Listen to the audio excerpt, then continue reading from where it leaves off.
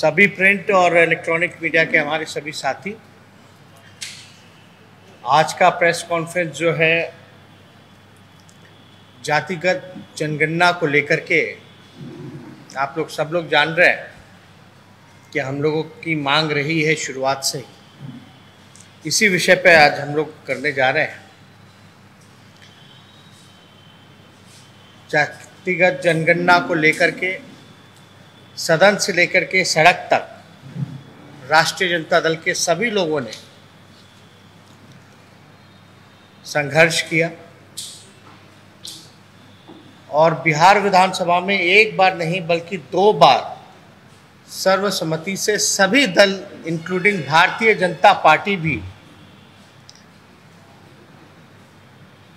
विधानसभा से प्रस्ताव 2 बारी जो है केंद्र सरकार को भेजने का काम किया गया। एक बार नहीं बल्कि 2 बार।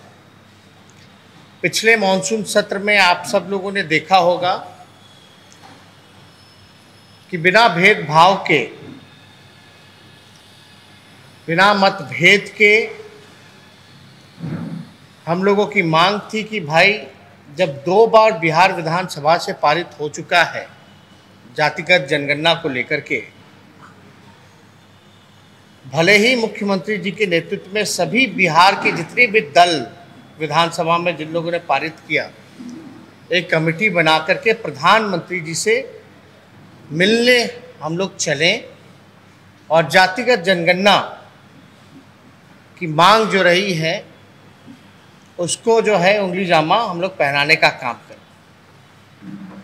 हम लोग पिछली बार मॉनसून सत्र में हम खुद स्वयं सभी विपक्षी दलों के साथ, चाहे लेफ्ट पार्टियां हों, कांग्रेस पार्टी हो, आरजेडी, हम सभी जितने नेता थे मुख्यमंत्री जी से जाकर के मिले और माननीय मुख्यमंत्री नीतीश कुमार जी ने ये आश्वासन दिया कि आपकी मांग पे हम जो है प्रधानमंत्री जी से समय मांगेंगे। 4 तारीख को माननीय मुख्यमंत्री जी ने पत्र लिख करके प्रधानमंत्री जी से समय मांगा है। आज लगभग जो है 1 हफ्ता से ज़्यादा हो चुका है, लेकिन अब तक प्रधानमंत्री द्वारा समय हम लोगों को नहीं मिला। हमारी दूसरी ये भी मांग थी कि अगर केंद्र सरकार मना करती है तो राज्य सरकार, जैसे कर्नाटका राज्य ने अपने तर्ज पर जातिगत जनगणना कराई है, उसी तर्ज पे बिहार सरकार भी ऐलान करे कि वो जातिगत जनगणना जो है वो कराने का काम करे।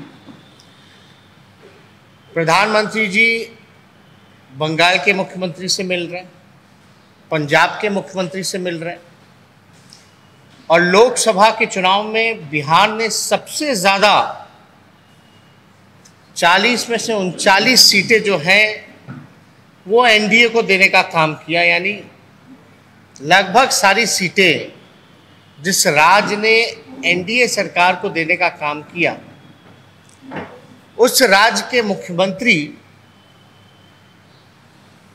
आदरणीय नीतीश कुमार जी को समय क्यों नहीं दे रहे, ये नीतीश जी समझें। लेकिन हम सब लोग चाहते थे कि हम लोग सब लोग जाएं। अब तो विलम्ब हो रहा है।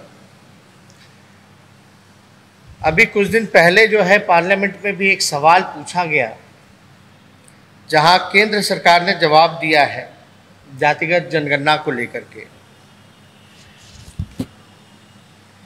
ये श्री विशंबर प्रसाद निषाद जी ने, जो एमपी हैं, यूपी से आते हैं, उन्होंने सवाल पूछा पार्लियामेंट में।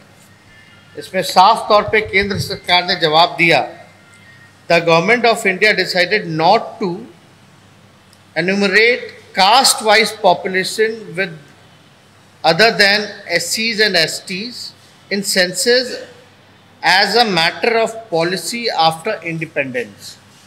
यानी साफ तौर पे जो है केंद्र सरकार जो है मना करती है पार्लियामेंट में, सदन में, कि आफ्टर इंडिपेंडेंस जो है पॉलिसी के चक्कर में हम जो है कास्ट सेंसस जो है वो नहीं कर सकते।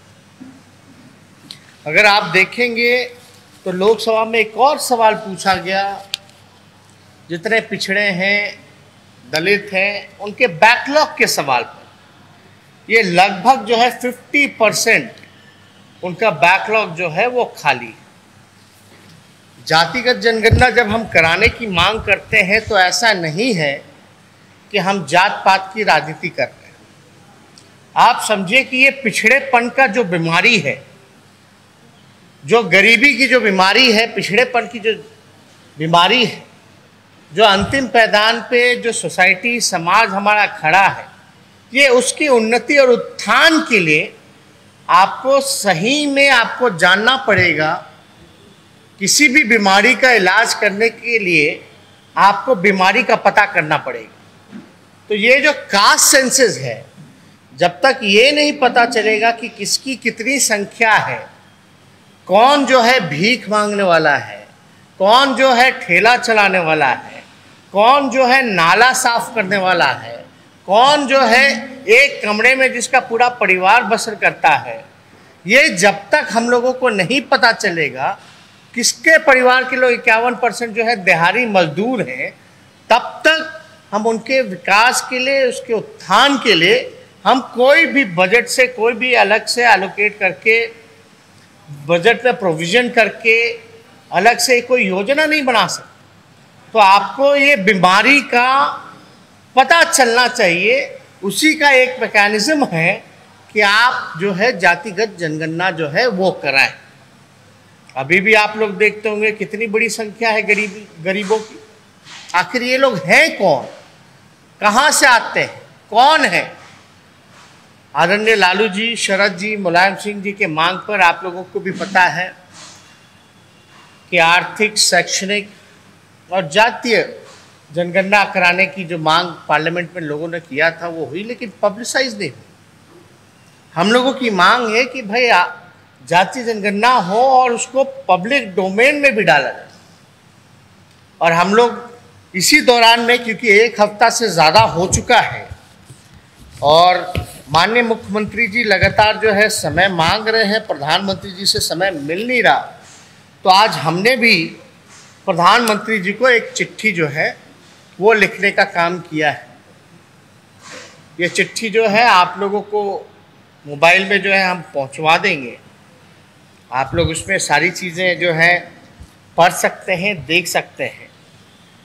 लेकिन हमको ये उम्मीद और आशा है कि कहीं ना कहीं से हम लोगों की जो ये लड़ाई जो है, जो मांग जो है, जो देश हित में है, राजहित में है, जनहित में है, इस पे, क्योंकि दोनों जगह एनडीए की सरकार है, डबल इंजन की सरकार है, चाहे केंद्र में हो, राज्य में हो, करना इन्हीं लोगों को है।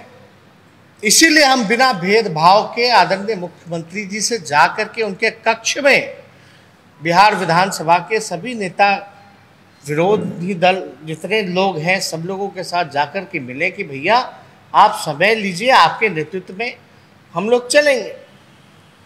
तो कहीं ना कहीं से अगर एक हफ्ते से समय नहीं मिल रहा है तो कहीं ना कहीं से ये मुख्यमंत्री जी का अपमान है।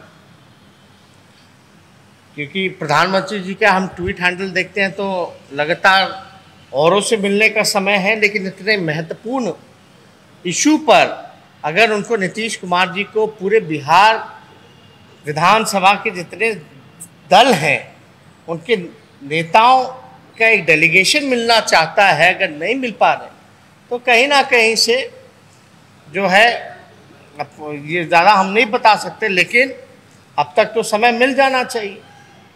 तो इसमें हम चिट्ठी लिख करके उनसे फिर से हमने अपील की है, गुहार की है कि भाई ये जो समय जो है ये हम लोगों को मिलना चाहिए।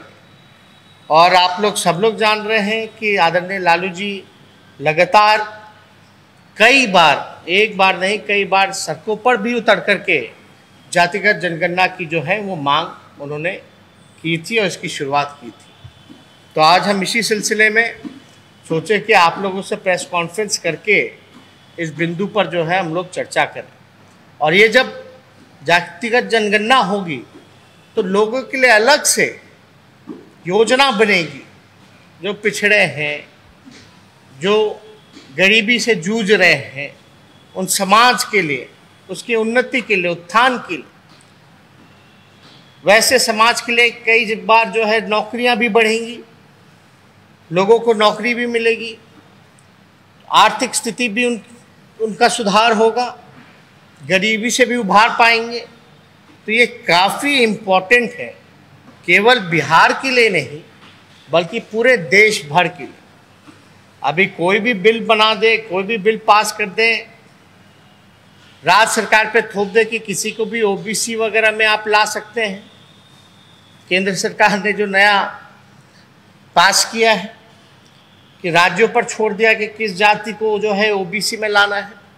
लेकिन इससे अगर आप ला रहे हैं, अगर एक कमरा केवल 4 लोगों के लिए बना है, आप उसमें 15 लोगों को डाल रहे हैं, तो जाहिर सी बात है कि कमरे को भी बढ़ाना पड़ेगा। तो हमारी मांग है कि इस संख्या जो 27% का है उसको भी बढ़ाने की ज़रूरत है। साथ ही साथ जो बैकलॉग जो रहा है उस बैकलॉग को भी भरने की ज़रूरत है। जो हमारा अधिकार बनता है, हक बनता है, आखिर खाली है तो इसका नुकसान तो हो ही रहा है। इस नुकसान का भरपाई कौन करेगा? इसलिए केवल कानून बनाने से नहीं होगा, असल में ये काम सबसे ईमानदारी से अगर हम बताएं तो ये तभी सफल हो पाएगा जब जातिगत जनगणना हो पाएगी। जब असली पिक्चर आपके सामने आएगा तभी जो है चीज़ें सफल हो सकती है, वरना कितने भी कानून बना दिया जाए उससे कोई फ़र्क पड़ने वाला नहीं। तो इसलिए अगर आप लोगों को कोई इस विषय में, क्योंकि ये विषय प्रेस कॉन्फ्रेंस जो है जातिगत जनगणना को लेकर के, इस विषय में अगर आप लोगों को कोई भी प्रश्न अगर पूछना है तो आप लोग जो है पूछ सकते हैं।